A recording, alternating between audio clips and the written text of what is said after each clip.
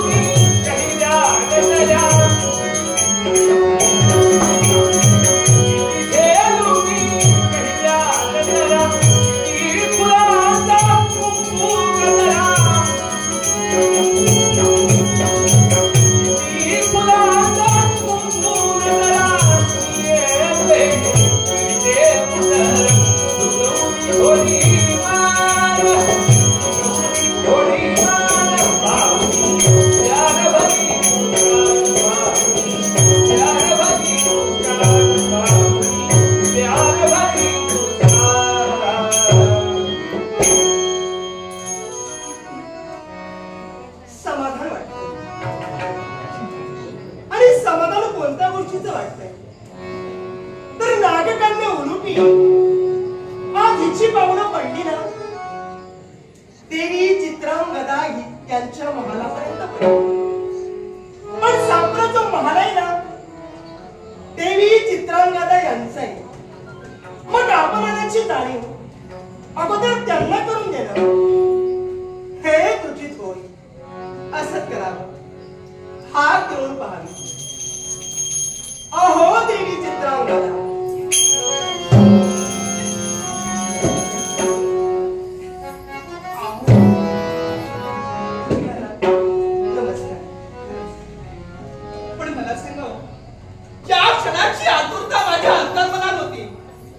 माझ्या जीवनातील परम भाग्याचा सुखदक्षण विचारांचा सुखदक्षण आणि तो विचारांचा सुखदक्षण कोणता असेल मी तुमच्या बाबतीत विचार. अहो महाल तुमचं आहे आणि जोपर्यंत तुमची अनुमती मला मिळत नाही आत कसा काय प्रवेश करू. आणि म्हणूनच सांगते ना एवढं अर्थातच त्या क्षणाची आतुरता होती. मी विचार करत होते तुमच्याच बाबतीत. माझ्या बाबतीत हो देवी.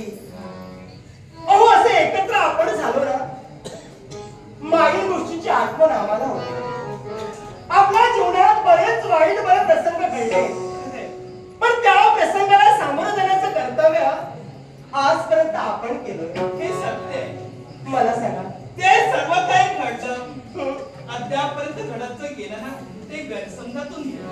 पण काय असेल अहो कुठेतरी माझ्या मनात स्वार्थ होता आणि त्या स्वार्थापोटी हे सारं काही घडलंय. अहो तुमचं चुकलं असं मी केव्हाही म्हणणार नाही. थोडं याचं कारण काय असेल काय की तुमचं लग्न पार्थराजांचे झालं. नक्कीच चुकाचा संसार चालू असते वेळी तुमच्या पूर्वीचं ज्यांची जरी लग्न झाले असेल अशी कोण स्त्री आहे माझ्याशी लग्न होता क्षणी तुमच्या अंतर्मनात विचार निर्माण होण्यास साथ दिलाय.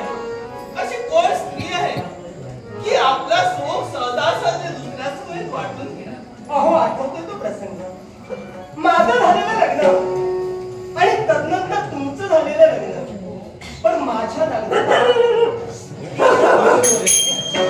विरोध का करावा तर नागकन्या आणि मानवाचं लग्न होऊ शकत नाही. पण तरी सुद्धा इच्छा शक्ती जर प्रबळ असेल ना, प्रत्येक इच्छा माणसाची पूर्ण होते.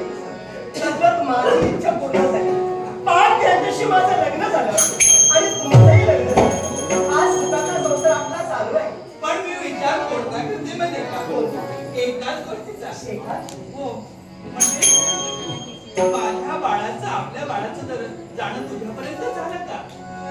बाळ आपला गबरू म्हणजे तुमच्या मला त्याचं येणं झालं नाही. म्हणजे कदाचित तुझ्यापर्यंत त्याचं जाणं झालं असेल. काय म्हणत काय त्याला.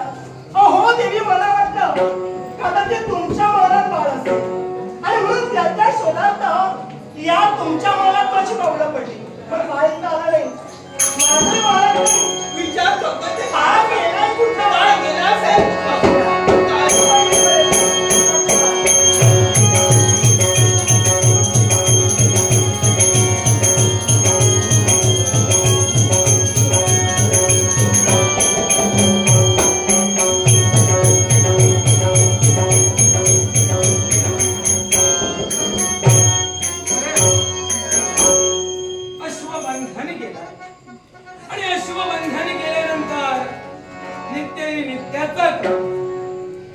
मातेचा आशीर्वाद घ्यावा म्हणूनच या राजमहालापर्यंत पावलं वळली. मग आपण आल्याची जाणीव मातेला करून देऊन मातेचा आशीर्वाद घ्यावा हेच योग्य. आई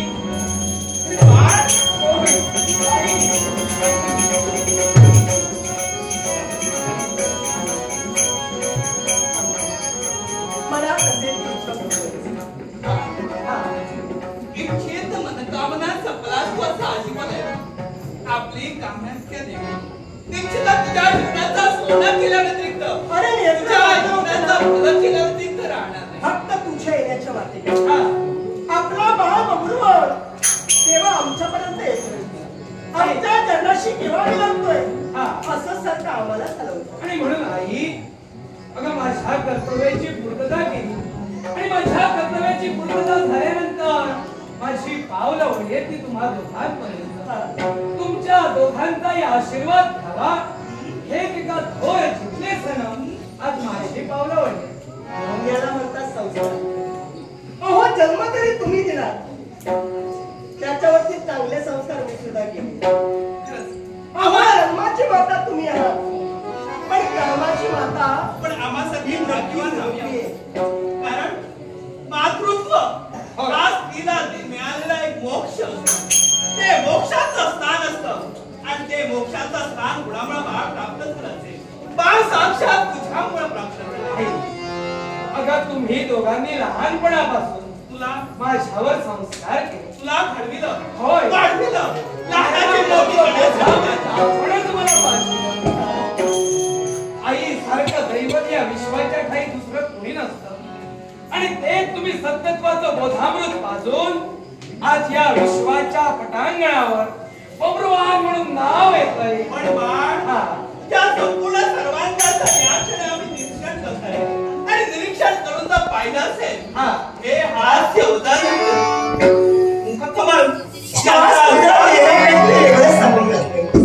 हा निर्मळ मोशा तुझ्या डोंगरेला ही रंग लागली. तेच काहीतरी वेगळंच मला दिसतंय.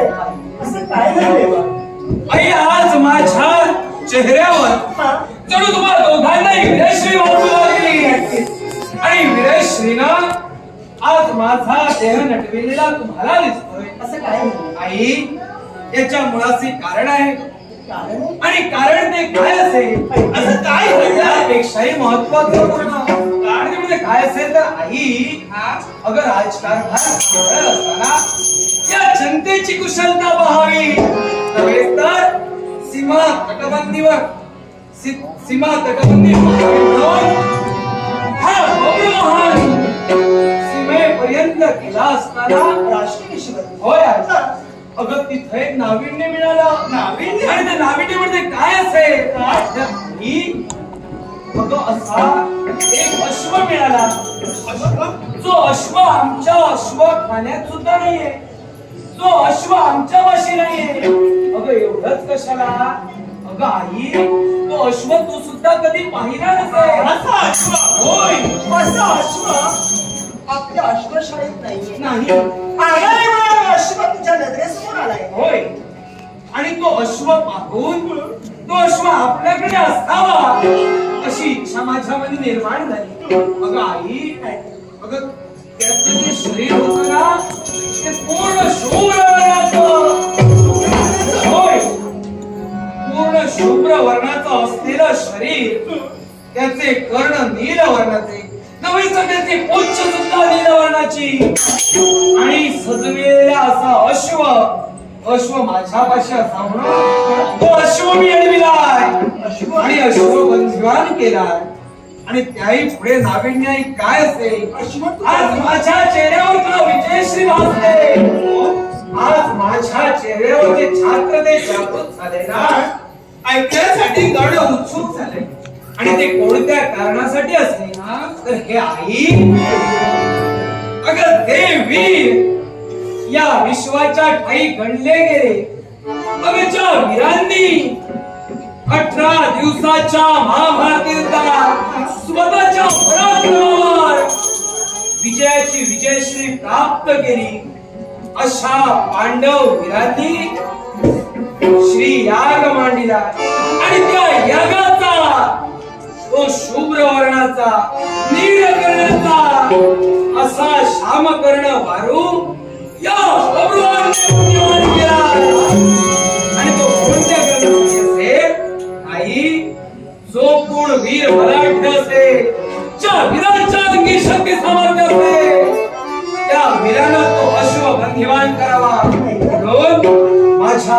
नाही तर त्या वीरानं ताती प्राण घेऊन करभार कंठणी सहित पांडव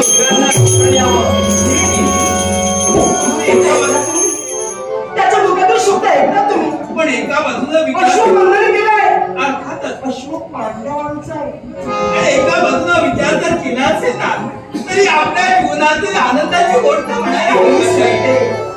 एका बाजूने आनंद होते पण तेवढेच कारण आहे. बऱ्याच वर्षाने का होईना त्यांची आणि आमची गाठाभेट होणार. आपल्या सौभाग्य हृदयाची भेट पण दुःख बोलतं संघर्ष. आता आपल्या नजरेसमोर फक्त संघर्ष आपल्याला पाहायला मिळतो. आणि याची खंत मला वाटते. आई, अगं, या तुमच्या पुत्रानं वीरश्री जागृत अरे तू ते काय घडविलास अश्वबंदिवान केला. अरे खरा तू शोभला. ते अयोग्य असं आम्ही केव्हाही म्हणलं. आज आई खरोखर धन्यता वाटली. संस्कारावर आज हा पुत्र उत्तराई ठरला. पण त्याचबरोबर तुला अजून एक आनंदाची गोष्ट तुला या क्षणी आम्ही सांगणार. आई ही आनंदाची वार्ता तुझ्या कर्णपटलावर आज एक आनंदाची वार्ता मला द्यायची आहे. आई अशी कोणती वार्ता? आनंदाची वार्ता. पण बाळा मला सांग, जो मजकूर वाचून तू अश्वबंधन केलास त्यात लिहिलं होतं एका वीराला डिवसल्याचं कर्तव्य त्या पांडवांनी केलं. होय आणि म्हणून तुझे पराक्रम जागृत झाले. होय. आणि रागाच्या वरात तू अश्वबंधन केलायस. होय. खरा वीर तू आहेस. खरा वीर तू आहेस. अरे ते वीराला ते कर्तव्य आज तुझ्या हातून घडलंय. पण बाळा तू तुझं कर्तव्य पूर्ण केलंस. पण आईचा शब्द पाहणं हे तुझं कर्तव्य आहे ना. आई निश्चितच जन्माला आल्या दिवसापासून तुम्ही माझ्यावर संस्कार घडविले आणि ज्या दिवसापासून या बब्रुवानला वाचा आली तेव्हापासून आई आई म्हणत मी तुमच्या चरणापाशी लागलो. तुम्ही जे सांगाल ते करणं मला पात्र आहे. आम्ही तुला एवढंच करायचं. आम्ही जे सांगू ते तू करण्यासाठी तयार. आई तू ते सांगशील यासाठी ते करण्यासाठी दिव्य धाडस करायचंय. आणि ते दिव्य धाडस कोणतं असेल तर जो श्याम कर्ण अश्व तू बंधन केलंय अर्थात गर्भार खंडणीसह तो श्याम कर्ण अश्व घेऊन दादी तृण घेऊन त्याला शरण होईल. हो बा आई कोण मुखोद्गार तुझ्या मुखावाटे हवे की दादी तृण घेऊन गर्भार खंडणी सहित तू पांडवांना शरण जावं. आई त्यांनी त्या पत्रिकेवर रेखांकन करून समस्त वीरांना अलंकारलाय. मग एका वीर मातेचा वीर पुत्र आहे आणि एका वीर पुत्राची विजयश्री जागृत होते. तू वीरच आहेस. ज्यात ते अश्वबंधन तू केलास त्यात ते वीर शोभलास तू. मग अश्वबंधन झालाय ना. हो. आमची इच्छा आहे या आईची इच्छा आहे त्या पांडवांना तू शरण जावंस. कारण आपल्या माणसाला शरण जाणं या चुकीचं असं काहीच नाही. ही माणसं आई तुझ्या बोलण्याचा मतदार या धर्मकार्य पांडवांचं आहे तेवढंच धर्मकार्य बाळा तुझं सुद्धा आहे. हे आपल्या घरचं कार्य आहे. हे सत्य आहे. तुम्हाला सत्य आहे. दोघांचे मुखोद्गार निघतायत की आपल्या घरचं धर्मकार्य आहे. पण हे लक्षात आलं माझ्या लक्षातही नाही. प्रश्नांची प्रश्नावली प्रश्नाचं उत्तर ऐकण्यासाठी तुझे एकसारखे नेहमी असायचे. नेहमी मला तू विचारायचा आई सांग आपले पिताजी कोण आहे होय असं तू नेहमी विचारायचा. प्रश्नाचं उत्तर आताच आम्ही कधीच दिलं नाही. पण हीच खरी वेळ आहे. हीच खरी संधी आहे. अगं लहानपणापासून माझ्या मुखातून शब्द निघायचे आई माझी पितृदेवता कोण. आई माझी पितृदेवता कुठं आहे. वेळोवेळी त्या प्रश्नाचं उत्तर द्यायचं तू टाळायची. पण आज हा प्रसंग निर्माण झालाय तो मी अश्वबंधन केलाय. आणि या प्रसंगी आपण या शंकेचं निरसन करावं. तुझी शंका मी दूर करते. तो अश्व तू बंधन केलायस ना त्या कटाचे कटर आहे. एवढंच नव्हे तर या विश्वात या त्रैलोक्यात ज्यांची ख्याती कीर्ती आहे ते म्हणजे धनुर्धारी पार्थ. बाळ हीच तुझी पितृदेवता. कोण मुखोद्गार संकटातून यावे. आतापर्यंत तू विचारायचा की तुझी पितृदेवता कोण आहे, तर आई आवडे शब्द निघताय. 18 दिवसाच्या महाभारत युद्धात ज्या धनुर्धारी भारताने स्वतःचे पराक्रम गाजविले, ज्यांनी या विश्वाच्या काही सर्वश्रेष्ठ धनुर्धारी म्हणून गणले गेले, ते धनुर्वेदातले अभ्यासक धनुर्धारी भारताने माझी पितृदेवता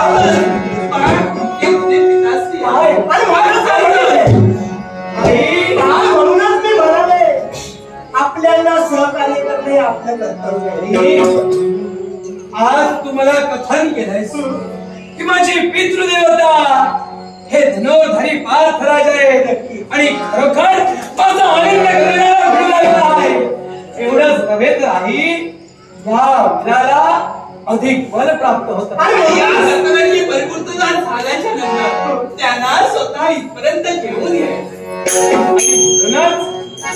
मी करभार खंडणी सहित पार्थ राजांना शरण जावं हे आपले शब्द आहेत. पण तिथं गेल्याच्या नंतर ते निश्चितच माझा स्वीकार करतील ना. नक्कीच करतील, कारण त्यांनी मला कधी पाहिलं सुद्धा नाही.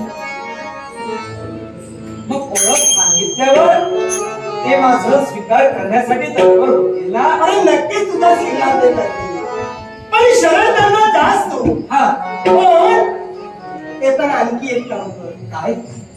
तुला जर शक्य झालंच हा, येताना त्यांना घेऊनच बरेच वर्ष झाली त्यांची आमची गाठाभेट नाहीये. कदाचित तुझ्यामुळे त्यांची गाठाभेट आपल्याला होऊ शकते.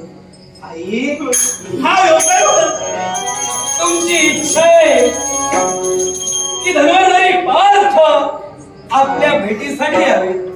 आई तशी माझी इच्छा आहे आणि ती इच्छा म्हणजे कोणती असेल तर धनुर्धारी पार्थांच्या चरणाचे धुळीकण स्वतःच्या हस्तीने करावे. आई तुलाच तू सांगितल्याप्रमाणे करभार खंडणी धनुर्धारी पार्थांना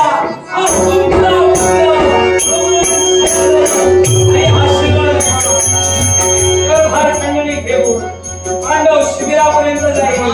करभार खंडणी त्यांना देऊन त्या श्यामकर्ण अश्वाजीचा उत्तराकडे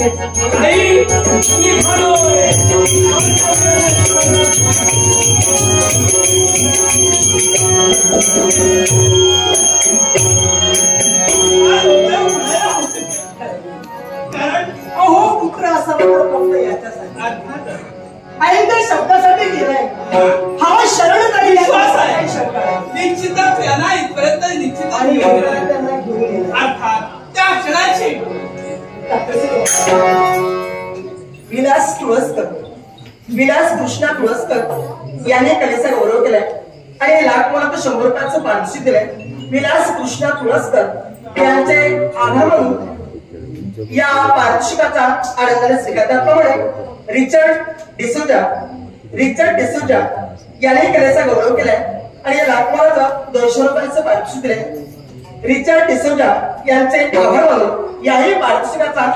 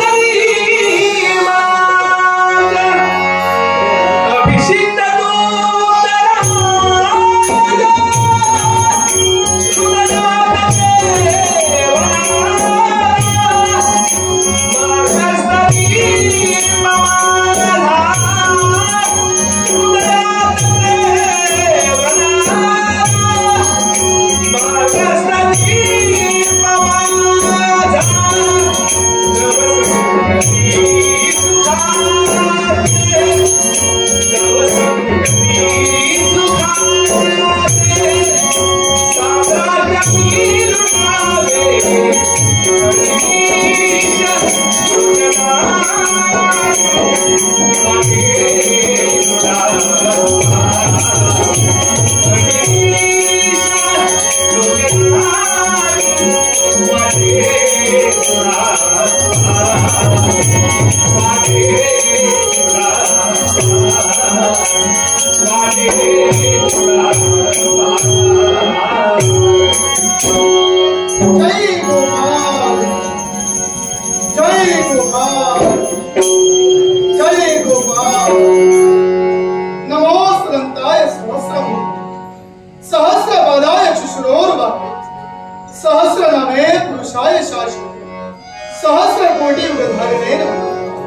सहस्र कोटी युगधारणे नमः.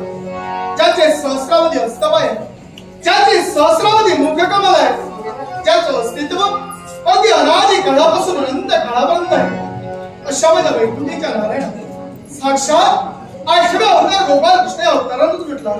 तुझ्या पवित्र आणि शुद्ध धनोदय पाठाचा मनोभावे नमस्कार. या स्वामी दरबाराच्या ठिकाणाची पावलं पडली. खरोखर मनाला समाधान वाटू लागलं. याला कारण काय असेल?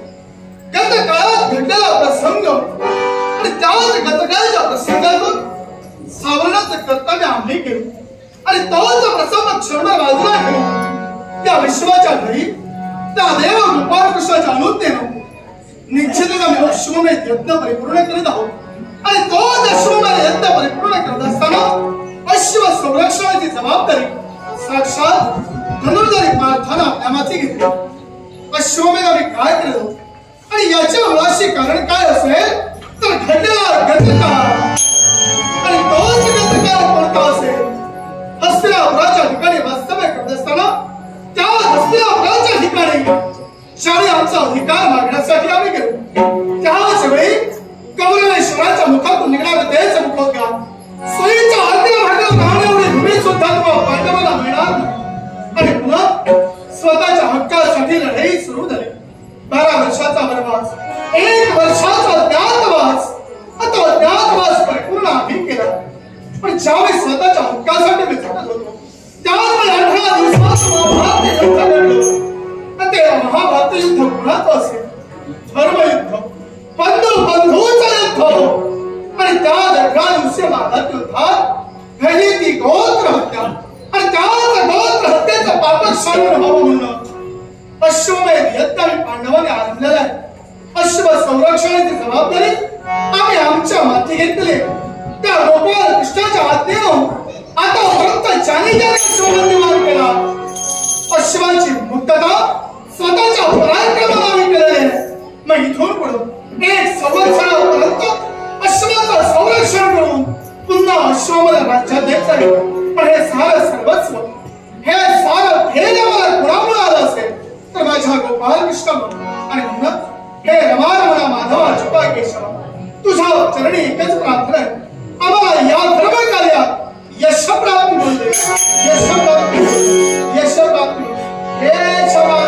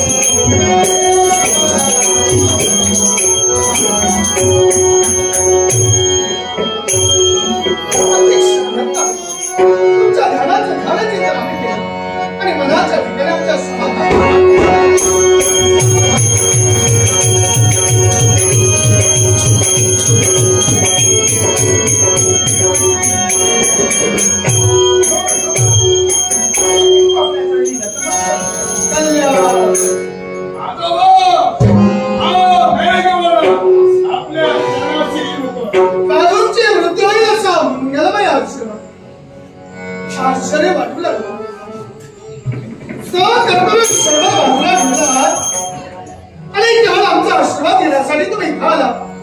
आश्चर्य तुम्हाला दोघांच्याही बाबतीत वाटू लागलं, कारण अश्व संरक्षणाची जबाबदारी तुम्ही तुमच्या माती घेतला. मग असं असताना कर्तव्य बाजूला घेऊन आमच्या छावणीपर्यंत तुम्ही आला. काय घडलंय का? याच्या मुळाशी कारण काय ते? अश्वाच्या मागोमाग आम्ही असताना आजच्या तरी प्रमाद फार वेगळाच घडला. प्रमाद वेगळा घडला. प्रातःकाळी अश्वाला स्नान घालण्यात आलं. अश्वाची यथोचित पूजा अर्चा करण्यात आली आणि त्यानंतर अश्वाला गती देण्यात आली. पण आजच्या तरी वेगळाच घडला. एकाएकी धुळीचे लोण गगनाला जाऊन भिडू लागले. अश्व दिसेना झाला. मायावी विद्येत प्रवीण असताना मेघ ओढला. प्रत्येक प्रकारे तो अश्व पाहण्यासाठी मी सिद्ध झालो, पण नाही म्हणजे अश्व दिसेनासा झाला. करून खिन्न नजरेनं या वसुंधरेकडे पाहत असतानाच काकांचं आगमन आमच्यापर्यंत झालं. कदाचित त्यांना अश्व मिळाला असेल म्हणून आम्ही कुतूहलाने त्यांना विचारलं, पण त्यांच्याही मुखातून काही शब्द बाहेर पडले. अश्व आम्हाला सुद्धा दिसेनासा झाला. म्हणजे अश्व जो दिसेनासा झाला, म्हणजे अश्व कुठं गेला त्याची कल्पना तुम्हाला दोघांनाही नाही का? अश्वाचं पाद्यपूजन सुद्धा केलं गेलं आणि विश्व सत्कार्यासाठी ज्याप्रमाणे आपण वावरतो हे विश्व सुरळीतपणे चालावं, धर्म कार्य अबाधित राहावं म्हणून आतापर्यंत जो आपण अश्वमेध आरंभिला आहे आणि समजा तो अश्व जर का दिसेनासा झाला, अश्वमेध पूर्ण राहणार आहे. मुळे चिंता करून डोळ्यासमोर प्रश्नचिन्ह उभं राहिलंय. यक्ष प्रश्न तुम्हाला दोघांच्या नेत्रासमोर उभे राहिले. खरंय, अश्व जो दिसेनासा झाला, अश्व नेमका कुठं गेला त्याची कल्पना तुम्हाला दोघांनाही नाही आणि म्हणून तुम्ही चिंताग्रस्त होऊन आमच्या छावणीपर्यंत आला. आणि आजपर्यंत आमचा मार्गदर्शक आपण ठरला. अर्थात वेळोवेळी पदोपदी चुकीच्या मार्गाने जर आम्ही वावरलो तर सतमार्गाचा पाऊल आपण आम्हाला दर्शविला. यासाठी योग्य असा मार्ग आपण आम्हाला दर्शवावा. चिंतामुळे अश्व कुठे गेलाय त्या अश्वाची पडताळणी करणं हे आम्हाला इष्ट वाटतं आहे. अश्व दिसेनासा झाला म्हणून तुमचं मन भयभीत झालं आणि अश्व जो दिसेनासा झाला याचा अर्थ आहे की अश्व कुणीतरी बंदीवान केलेला आहे, पण अश्व कोणी बंदीवान केला आहे त्याची कल्पना कदाचित तुम्हालाही नसेल अथवा आम्हालाही नाही. पण ही द्विधा मनस्थिती निर्माण झालेली आहे. मग याच्यातून आम्हाला वाचवणारा कोण असेल तर साक्षात आमचा देव गोपाळ देव संप्रत इथं नाही, पण त्या देवाच्या गैरहजेरीत चंपावती नरेश आम्हाला मार्गदर्शन करतात. अर्थात तशी देवाची आज्ञा आहे. मग त्यांच्या येण्याची वेळ झालेली आहे. काही क्षण मार्गप्रतीक्षा करूया आणि या प्रश्नावर साक्षात ते आम्हाला करू शकतात.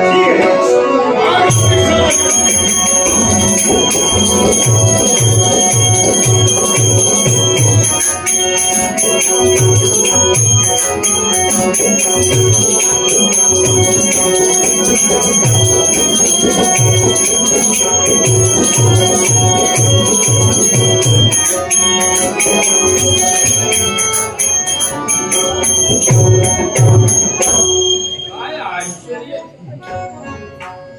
संपूर्ण निरीक्षण करताय. हे सर्व काही आश्चर्यकारकच वाचताय, पण आल्याची जाणीव पार्थाला करून येणे माझं काम आहे.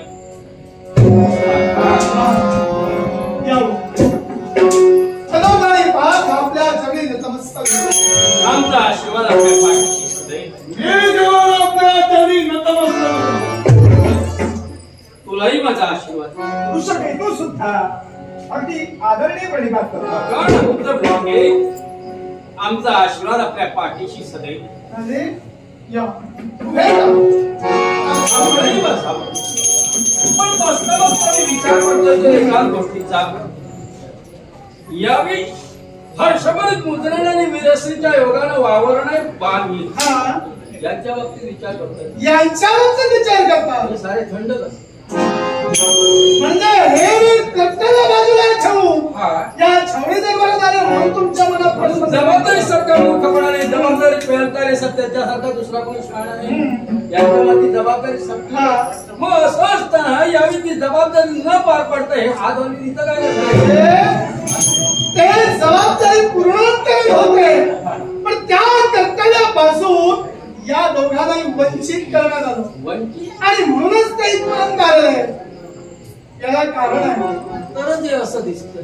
जो यात्रिक अश्व आम्ही पांडवांनी सोडला त्या अश्वाच्या संरक्षणाची जबाबदारी या दोघांच्या वाची देण्यात आली. पण तोच अश्व क्षणात दिसेनासा झाला. अश्व कुठं गेला याची कल्पना या दोघांना नाही.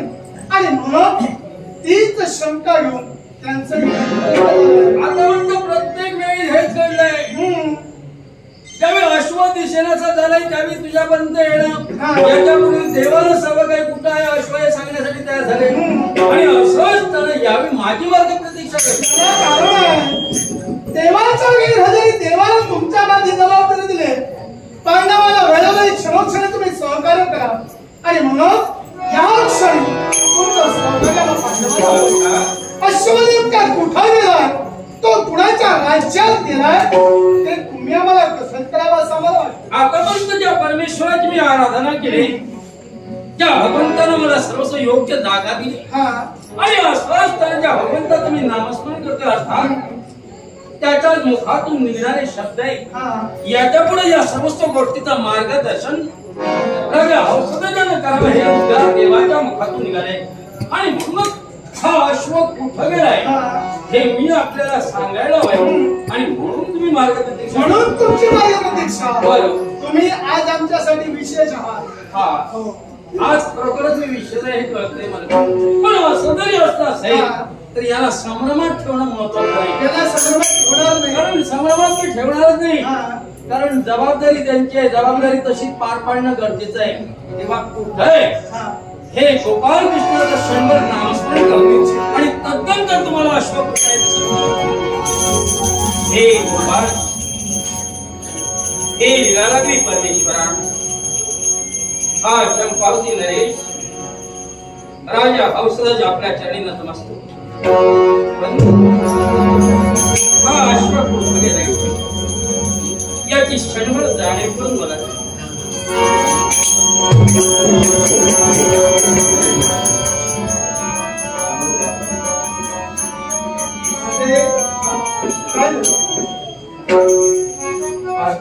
अश्व तुम्हाला सुद्धा दिसला नाही.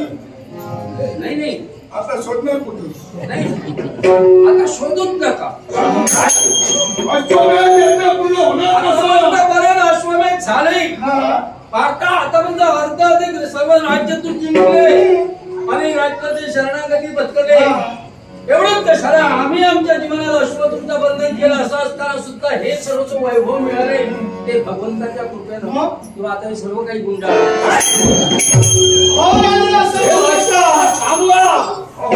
यांचा पुढे धर्मकार्य होणार कसं?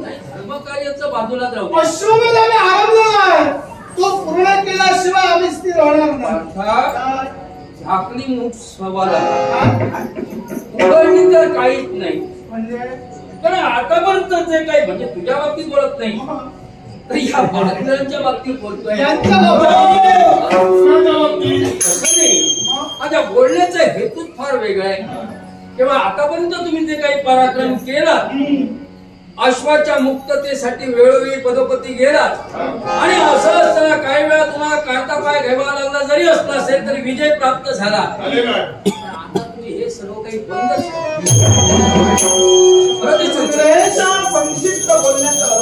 दोष मी तुम्हाला देणार नाही. त्याला कारण आहे. बरोबर हे अनुभवाचे बोल आहे. बरोबर आहे. आणि तुमच्यासारखा अनुभवी व्यक्ती जर मार्गदर्शन करत असेल तर त्यानं केलेल्या मार्गदर्शनाप्रमाणे चालणं आमचं कर्तव्य. मार्गदर्शक पण त्याला थांबा. आम्ही आता या अश्वमेधाला सुरुवात केलेली आहे. आता आमचा पाय मागे ओढू नका. अश्वमेध आम्हाला पूर्णच करायचं आहे. पाय मागे जर ओढला असेल तर बरं होईल. नाही. पुढे जाऊन आतापर्यंत मी त्या सर्व काही परिपूर्ण विश्वास आहे. याच्यापूर्वी होता. आता नाही. सर्वच दिवस सारखे नसतात. येऊन पोहोचलाय आणि असं असताना आमचे दिवस आता तसेच बदललेले आहे. तेव्हा आम्हाला जगाचा निरोप घ्यायचा नाही. आमच्या आता बदलू नका. अरे हे सहसहच रक्त आहे. केव्हा गोठे काही सांगायला तुम्ही अनुभव आहे म्हणून बोलता. बरोबर. ज्याचा अनुभव गुरु आहे तो जीवनात कधी अयशस्वी ठरणार, यशस्वी होणार.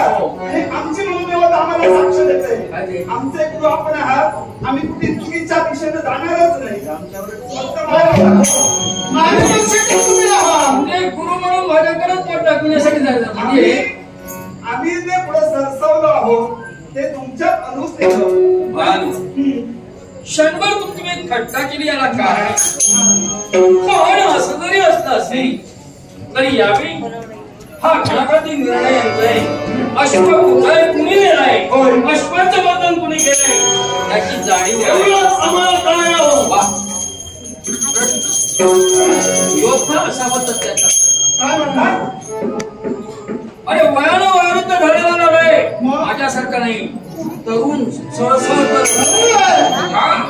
आणि त्यातल्या त्यात पराक्रमी आहे. पराक्रमी सुद्धा. पराक्रमी म्हणजे का? माझा वीर सुद्धा पराक्रमी झाला. पाठवून त्याला पाठवलं तो एवढा पराक्रमी आहे. म्हणजे माझा मेघवर्ण सुद्धा त्याच्यापेक्षा कमी आहे का? हो काका. सांगू काका म्हणजे तसं मेघवर्णाचं काय? मेघाप्रमाणे याची कल्पना. क्षणाधार भुईवर तर क्षणाधार मेघाप्रमाणे हा उत्तुंग होऊ शकतो. पण याचे सुद्धा पराक्रम कमी. गर्जनाचा काय उपयोग आहे तिथं? तुम्ही नेमके आलात कसं? तुम्हाला सांगण्यासाठी प्रोत्साहन द्यायला आलात की अवसान घात करायला? अवसर नाही. पण अवसर मी का करतोय? गुणवंताचे गुणाचे वर्णन करणं हे एवढं महत्वाचं आहे. निश्चितच 100 वर्षात वैरी जरी असला असेल तर त्या वैराच्या सुद्धा गुणांचं गुणवर्णन वर्णन करावं. कारण योद्धा म्हटल्यानंतर त्याचं नावलौकिक असतं, त्याचं अस्तित्व असतं. त्या अस्तित्वाला कधीही कायमा फासू नये. आणि म्हणूनच त्याची मी ख्याती कीर्ती खरोखरच वाखाणली होते. आणि तो कोण असेल तर मणिपूर नरेश. नरेश नव्हे तर युवराज. तो राजगती हातात आहे. तो कोण असेल तर बबरूवाहन.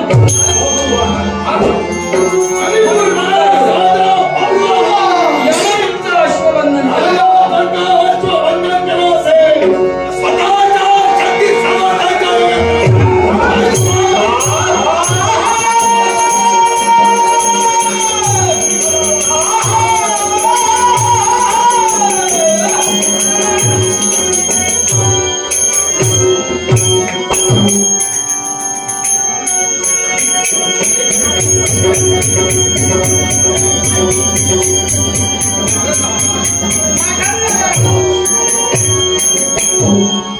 हे तुमचं उष्ण अवसान मी पाहिलं.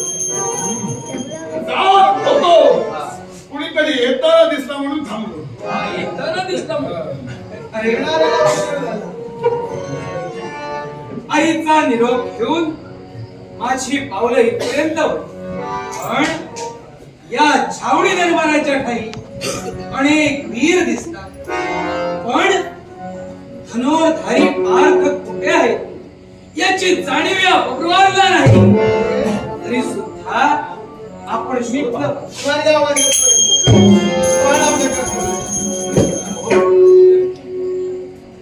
हे ज्येष्ठ आमची ओळखी कदाचित नसेल. नाही. कोण आहात? मी कोण आहे हे जर ऐकायचं असेल हा, तर मी इथला राजकर्ता नव्हे. पण आपलं नाव का? बबरूवाहन. होय. राहण्याचं बसतीस का? मणिपूर नरेश. मणिपूर नरेश. आता माझी ओळख होऊन देते. चंपावती नरेश. हा. राजा हौसदाच म्हणतात. पांडवांचा मार्गदर्शक मार्गसूचक योग्य करणं मार्ग दाखविणारा गुरु म्हणून मला संबोधलं जात आहे. तो हौसदच आपला. आपल्या चरणी मणिपूर नरेश राजा बब्रुवाहन आपण इथपर्यंत आला. होय राजे, या पांडवांच्या छावणी शिबिरापर्यंत हा बब्रुवाहन आलाय, पण इथं एकाही वीराला मी ओळखत नाही. मला भेट घ्यायची आहे. सर्वांच्या मनाधारी पार्थांची चिंता करू नको. सर्व व्यक्तींचा मी परिचय करून देण्यासाठी तयार आहे. या श्रावणीपर्यंत आपलं आगमन झालंय. प्रथम इथं मी बोट दाखवतो. ठीक आहे. ही व्यक्ती म्हणजे कोणी सामान्य नव्हे, तर याचं नाव मेघवर्ण असं आहे. घटोत्कच पुत्र मेघवर्ण म्हणतात तो हा पराक्रम. आपलंही स्वागत. या दिशेला जर पाहिलं असेल तर ही सुद्धा व्यक्ती कोणी सामान्य नव्हे, तर ज्याला दानशूर म्हटलं गेलंय. अंग देशाधिपती करणारा यांचा सुपुत्र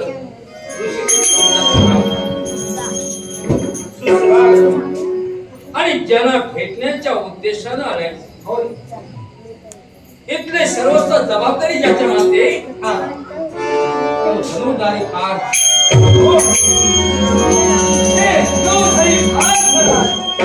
आपल्या चरणी मणिपूर नरेश राजा बब्रुवाहन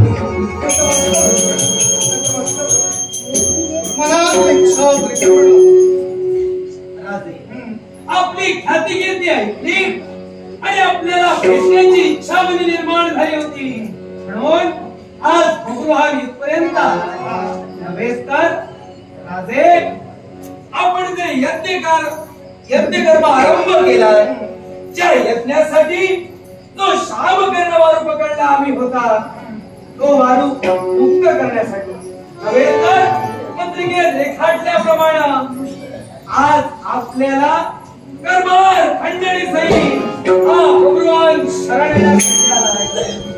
करभार खंडणी सहित जाती तृण घेऊन आम्हा पांडवांना तुम्ही शरण आला. होय,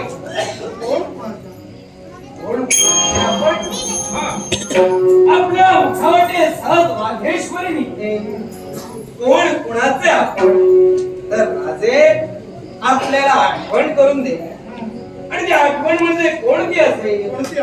अरे पार्थराज, मी दुसरा तिसरा नवीन धनुर्विद्येचा अभ्यास करून सर्वश्रेष्ठ धनुर्धारी पदवी मिळवली. अर्थात आपण आपली पत्नी चित्रांगी आणि पार्थराज मुक्ता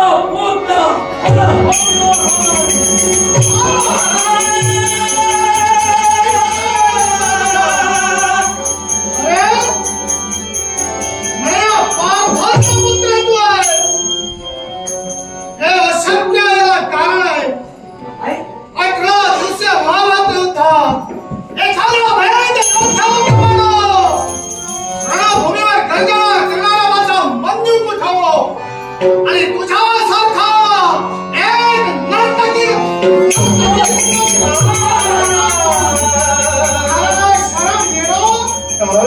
माझ्या पुत्राच्या रक्तात नाही. एक स्वतःचे पंचप्राण लागेल, पण शरण कुणा जाणार नाही. शरण न गेला तो माझा मंजू वीर अमृत्या मात्र ठरलाय. अर्थात त्या वीराची मूर्ती तुझ्यासारख्या नर्तकी नंदनाची काय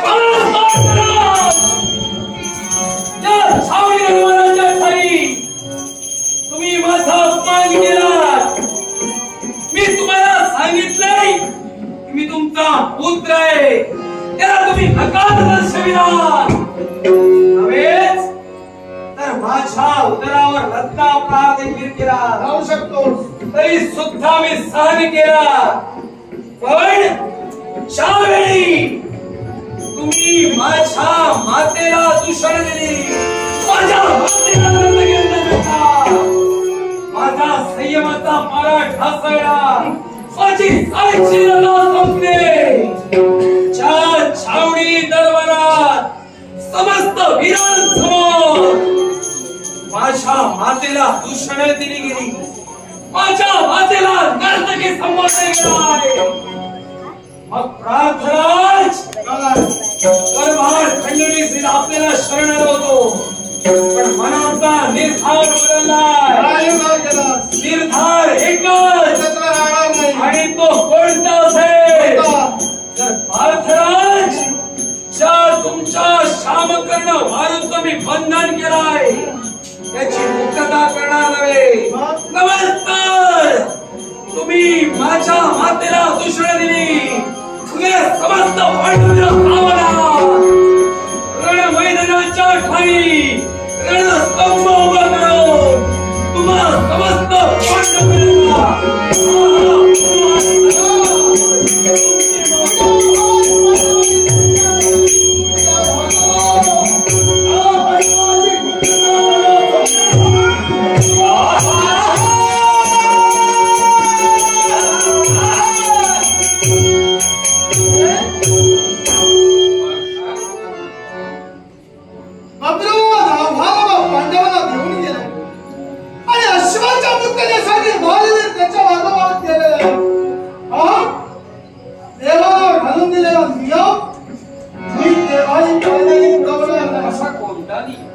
युद्ध होणारे अपमान आहे हे निश्चित होणार नाही.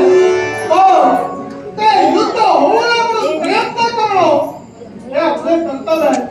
आणि म्हणून परमेश्वरानं घालून दिलेला नियम म्हणजे शिष्टाई, आणि हीच शिष्टाई प्रभुवाला समोर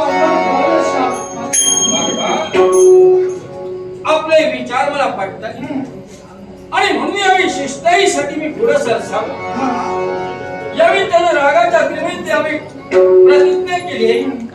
आपल्या मस्तकावर लात मारली याचा त्याने विचार केला नाही, पण ज्यावेळी त्याच्या आईला उद्देशून नर्तकी नंदने शब्द आपल्या मुखातून दिसले, त्यावेळी त्याच्या मुखातून निघालेले शब्द आहेत, मी नर्तकी नंदन की वीर नंदन हे शब्द पटवून दाखवी. त्याच वेळी निश्चितच माझं नाव सांगेल. अर्थात आपण जर मला सांगत असाल तर मी शिष्टाई सांगत नाही, पण जर शिष्टाई जर खंडित असेल तर युद्धाला सामोरं होणं.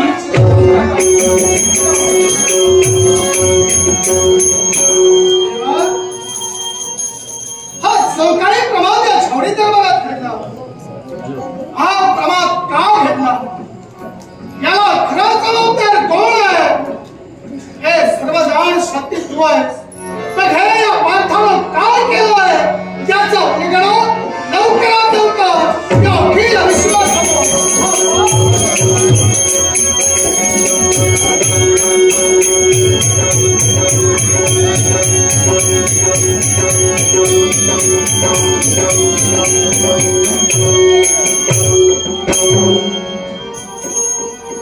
वाह पार्थराज, तुम्ही माझ्या मातेला दूषण दिला. नव्हेच तर या बब्रुवानाच्या मस्तकावर लत्ता प्रहार केला. तुम्ही केलेला लत्ता प्रहार मी आशीर्वादाप्रमाणे सहनही केला असता, पण तुमच्या मुखावटे निघणारी वागेश्वरी की बब्रुवान तू एक नर्तकी आहेस हे शब्द कर्णमंडलावर पडतात. तळमळाच्या मस्तकाला भिड लागली. मनाचा निर्धार करून आज या रणभूमीवर समस्त पांडवीरांना अलंकारलाय. पण सैनिको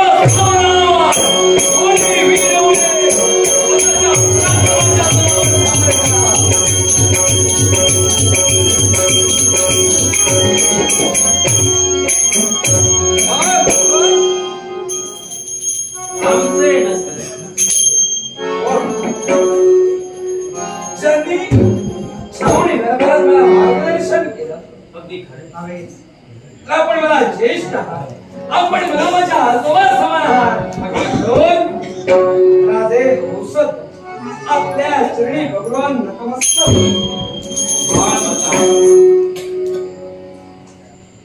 यावेळी तू युद्धात या रणभूमीवर उभाय, तू पेटू उठलायस. पण माझं इथपर्यंत जे येणं झालंय, जर तुझ्या समोर मला द्वंद्व पुकारायचं असतं, युद्ध करायचं असलं असतं तर माझ्या सैन्याला सावधगिरीचा इशारा मी केव्हा दिला असता. पण माझे इथपर्यंत येणं झालंय याला कारण आहे. असं कोणतं? दोन गोष्टीने इथपर्यंत माझं येणं झालंय. काय? दोन गोष्टी आपली बोल इथपर्यंत होईल ऐकण्याची इच्छा तुझ्या मनाला पटलं असेल तर या माझ्या शब्दाचा विचार करणं हे तुझ्या हाती. फार मी इथपर्यंत आलोय तो फक्त शिस्ताईसाठी, कुठेतरी रक्तपात थांबावा या उद्देशानं. तू रागाच्या त्रिवेणी घणाघाती निर्णय घेऊन इथपर्यंत आलाय. मी पाण्याला पटले शब्द तुझ्या मुखातून बाहेर पडले. मी तुझा दोष म्हणत नाही, मी तुला दोषी ठरवू शकत नाही, पण पार्थानं तुझ्या मस्तकावर लत्ता प्रहार केलाय म्हणून तू निर्णय घेतला नाही. तर निर्णय कुठल्या गोष्टीसाठी घेतला असेल तर आईला तुझ्या नर्तकी म्हटली गेली हे शल्य तुझ्या मनात तोडलंय. होय ना म्हणून मला हातून निर्णय घेतलाय. छावणी निर्माणाच्या ठाई पांडव वीरांना मी शरण आलो होतो. नव्हेच तर करमार खंडणी सैनिक या यज्ञासाठी सहाय्य करण्यासाठी माझी पावलं तिथपर्यंत वळली होती. पण पार्थ राजाने माझा धिक्कार केला, माझ्या मस्तकावर प्रहार केला. नव्हेच तर समस्त वीरांसमोर माझ्या मातेला नरसंगिरंजन म्हणून संबोधताय. तोच राग आणि तीच आग माझ्यावर भेटून गेले. पार्थ राजांच्या मुखातून निघाले शब्द जोपर्यंत असत्य ठरत नाही तोपर्यंत भगवान माघारी जाणार नव्हे. फक्त आई या शब्दासाठी तुझ्या जीवनात ही रागाची तिरमिरी. होय आईला तुझ्या निवडण्यासाठी पार्थ तयार झाला याच्यासाठी. पण दोष तुझा नाही बा.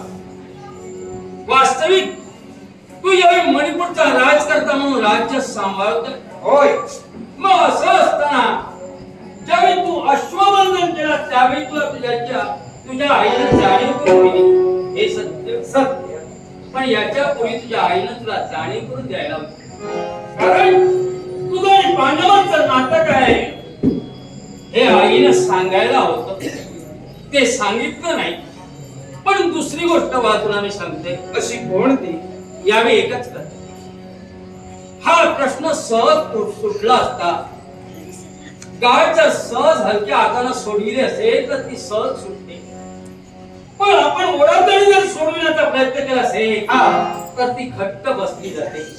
हे बाबा यावेळी ही प्रतिज्ञा केली त्याच्या पलीकडे जाऊन जर आईला घेऊन समोर गेला असतास तर ते योग्य ठरलं. पण ते तू केलं नाही. राजे तू निर्णय बदलला आणि निर्णय कोणता घेतला असशील तर अश्व मिळणार नाही. मी कोणी पटवून जात नाही. गौरवाने नाव सांगण्यासाठी तयार आहे. राजे माझे शब्द पूर्णपणे विचारात घे. या माझ्या विचारात सहमत हो. कारण हे पांडवांचं धर्म कार्य आहे. या धर्म कार्यात हातभार लावणं हे प्रत्येकाचं काम आहे. तेव्हा अगदी त्यांचा अश्व मुक्त कर आणि त्यांचं धर्म कार्य त्यांना सुरळीत हो. तुमच्या मुखावटे वाघेश्वरी दिसते. बांधलेली काय जर हलक्या हाताने सोडवली असेल तर ती म्हणे सुटते काय, आणि तीच जर काय ओढाताणीने जर सोडवण्याचा प्रयत्न केला असेल तर ती घट्ट बंदिस्त होते. राजे आपल्याला एक सांगू इच्छितोय. असं काय आणि ते काय असेल तर तीच गाड हलक्या हाताने सोडविण्याकरिता पांडवांना शरण मी आलो होतो. पण ती गाठ सुटू द्यायची नव्हती असा पार्थराजांचा मला वाटतं निर्धार होता. हेतू काय? म्हणून त्यांनी माझा धिक्कार केला आणि तुम्ही म्हणून गेला की तिथं मातेला घेऊन यायला हवं होतं. पण तिथं मातेला घेऊन येणं मला शक्य नव्हतं. म्हणून मला पार्थराजांना माझ्या मातेजवळ घेऊन जायचं होतं. जर त्यांनी माझा स्वीकार केला असता तर तो प्रश्न तिथेच मिटला असता, संघर्ष घडला नसता. तू तुझ्या विद्याला तिथपर्यंत निवेदनचा प्रश्न सोडला असता. हे शब्द तुझे याच्याही पलीकडे जाऊन आईला जर घेऊन गेला असता तर त्याच्याही पलीकडे प्रश्न सुटला असता. पण यावेळी त्याच्या मुखातून निघणारे शब्द आहे 18 दिवसात कमाईचा देश जगताचे अतिरथी महारथी लढवले गेले. भारतेश्वर सर्वस्व पांडव झाले. पण ज्यावेळी द्रोणाचार्याने अभेद चक्राची रचना केली त्याचवेळी कृष्ण आणि पार्थ नव्हता.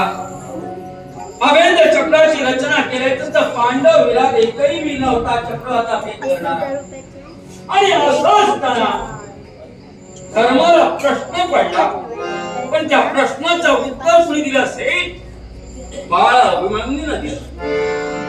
सिंह नसेल तर सिंहाचा शावा उभा आहे हे शब्द त्याच्या मुखातून निघाले. त्याला आईच्या गर्भात सर्व काही ऐकलं होतं तेवढं त्याला ज्ञात होतं. पण असं असताना त्या चक्राचा भेद करण्यासाठी बाळ तो तत्पर झाला. त्याच्या जीवनात वीरगती त्याला प्राप्त झाली. कौरव पक्षाला कपट करून त्याच्या जीवनाचा शेवटही केला. आणि म्हणून माझा मुलगा वीर तत्वाने या जगाचा निरोप घेतलाय. आणि पुत्र म्हणणारा सर्वचा हाच बबळून दाती तुरणी घेऊन शरण येतोय. हा सुद्धा कदाचित प्रश्न असेल का? हा त्याच्या मर्जीचा प्रश्न आहे. त्याच्या मनात कोणता शंका असेल मी सांगू शकत नाही. पण आपले मुखवटे वाघेश्वरी दिसते की म्हणे अभिमन्यूना महाभारती युद्धात स्वतःच्या पराक्रमानं स्वतःचे पराक्रम दाखवून वीर पुत्राचा वीररंजन म्हणून सिद्ध केलंय.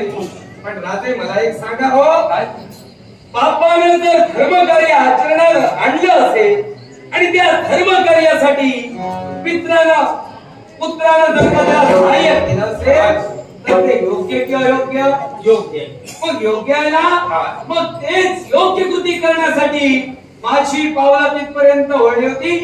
ज्यावेळी महाभारत युद्ध खेळलं गेलं त्यावेळी माझी पितृदेवता धनुर्धारी अर्जुन आहे हे ज्ञात नसल्या कारणानं त्या युद्धात मला सहभागी होता आलं नाही.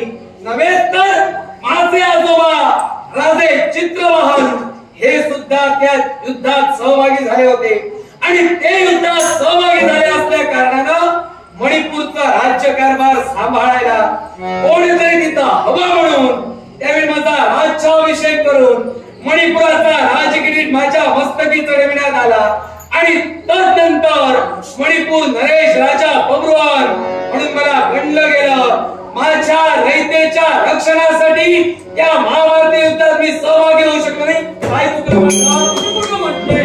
हा माझा प्रश्नच नाही. तर मी तुला प्रश्न केला असता तर उत्तर समर्पक होतं. म्हणजे याचा अर्थ मला असा आहे की यावेळी तुला ही शिष्टाई मान्य नाही. मुळीच मान्य नाही. कारण तू तुझ्या जीवनात वीर तत्वानं ज्यावेळी जैविष आणण्यासाठी तयार होणाऱ्या प्रत्येकाला हे तुझे शब्द आहे. राजे मला पार्थराजांना पटवून द्यायचं आहे की मी सुद्धा वीर मातेचा वीर पुत्र आहे. मी सुद्धा एक क्षत्रिय आहे आणि छात्र माझ्या विचार आहे. धन्य धन्य बाबा. त्या दोन कारणासाठी माझं इथपर्यंत येण्यासाठी पहिली शेवट आहे. यात तुझ्या विचारात बदल झालेला नाही. तू तुझ्या तत्वाला वागणार आहे. सती माझ्या तत्वाशी एकनिष्ठ राहणार आहे. दुसरं कारण तुला सांगतोय. मी इथपर्यंत आलोय हे एका पापाचं हृदय बोलतंय. तू म्हणतेस तू अश्वबंधन केलंय. पण राजा हंस गजानन म्हणजे चंपावती नरेशानं त्याच्या मुलानं सुद्धा असुर सुधारानं अश्वबंधन केलं. परमेश्वर कोण आहे याची मला पूर्णपणे जाणीव होती. माझ्या मुलाच्या सर्वस्व देहाची आहुती मी या सर्वस्वात केली. तो अश्वनी पांडवांचं बंधन केला. तो अश्वबंधन करतात युद्ध जिंकलं गेलं. पांडवांना शरण जाण्यासाठी माझे सुपुत्र तयार झाले नाही. अखेरच्या क्षणी मी माझ्या मुलाला हरवून बसलो आणि शेवटी निकार्त युद्ध करण्यासाठी म्हणून या हंस गजाला आपल्या हाती शस्त्र घेतलं.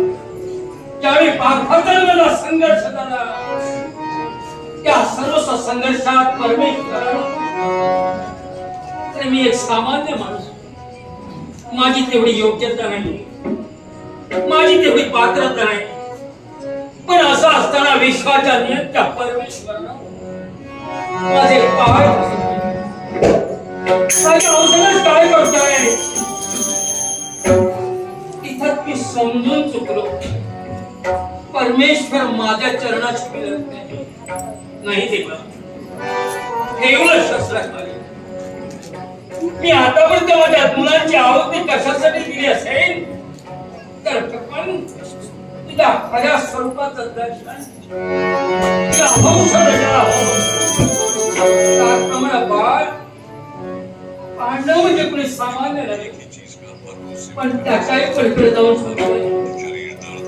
अरे 5 पांडव म्हणजे गौरव काहीच नव्हतं, पण 5 पांडवांचा ताईच्या नावाच्या कंठाशी धारण केला त्या परमेश्वराने त्यांना सर्व काही प्राप्त करून दिले. आतापर्यंत काही काश्मीर त्यांच्या मनाकडे आणि असंच त्याने अश्वमेध अर्धी अधिक राज्यही त्यानं जिंकले.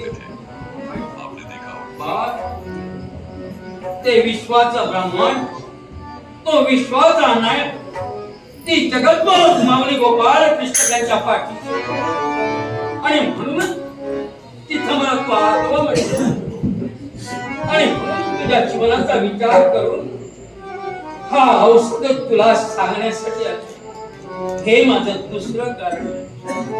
राजे, सहज आपण बोलून गेला की आपल्या पुत्राने सुद्धा अश्वबंधन केलं होतं. राजे, अगदी तुम्ही सुद्धा एक वीर आहात आणि तुमचे सुद्धा पुत्र वीरच होते आणि त्यांची वीरश्री जागृत होऊन त्यांनी सुद्धा अश्वबंधन केलं होतं. मग मी सुद्धा एक वीर आहे आणि वीर असल्या कारणानं मी आज अश्वबंधन केलं आहे. तुमच्या पुत्रांची ख्यातिकीर्ती या विश्वात गायली जाते, मग त्याचप्रमाणे माझी ख्यातिकीर्ती सुद्धा या विश्वात गायली जाईल म्हणून मी अश्वबंधन करतोय. समाधान पावलाय. माझ्या मुलांच्या बाबतीत माझ्या मुलांना होती आपल्या जीवनाची दिलेली मला परमेश्वराचं दर्शन घडलं. त्या माझ्या जीवनात विरगतीचं मनाला असेल मला त्याची पर्वा नाही. मग हा पर्याय संपलाय. पांडवांच्या सर्व सकटातून माझं एकंदर आकर्षण आहे. तो मार्गदर्शक म्हणून प्रथम दर्शन तुझ्या समोर उभा आहे. तो औषधात तुझ्या समाजाला धरण्यासाठी तयार आहे. मग राजे, माझ्या समोर आपण शस्त्र घेऊन उभे असाल तर शस्त्र प्रतिच्या प्रमाणे तुमच्या समोर उभा आहे. संघर्षाला सुरुवात कोणत्या गणपती उराळे गणपती उराळे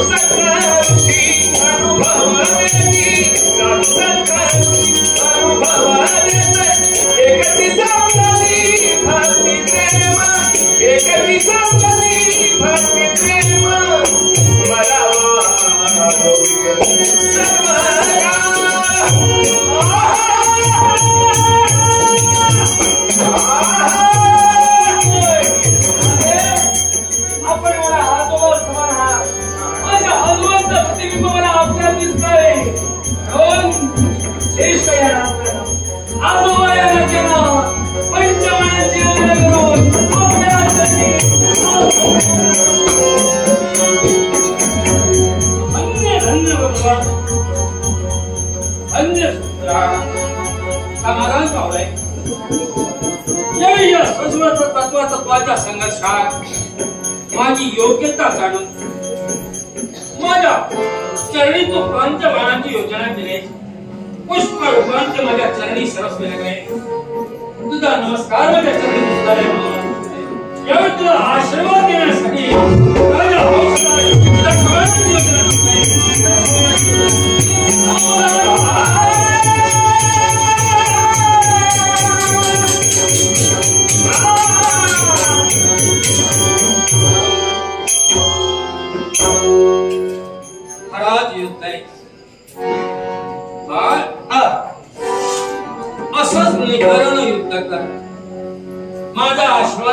पाठीशी आहे. पण जाताना एवढं सांगायचंय बा, स्वतःचं आत्मपरीक्षण करणं महत्वाचं आहे. जगात माझ्या बाबतीत मी जे केलंय ते अनुभवाचे बोलाय म्हणून तुला सांगते. याच्याही पेक्षा तुझ्या जीवनात तू सवाई होशील यात शंकाच नाही. लक्षात ठेव, युद्ध असते काही असते, पण बा लक्षात काय असावं, काय समोरून येणारा शत्रू बरा, समोरून येणारा शत्रू बरा, पण हित शत्रू ओळखण्याची ताकद हवी. हे जर माझ्या शब्द हृदयाच्या प्रमाणाचे बदल नव्हे, या शत्रूचा निष्ठुर आहे.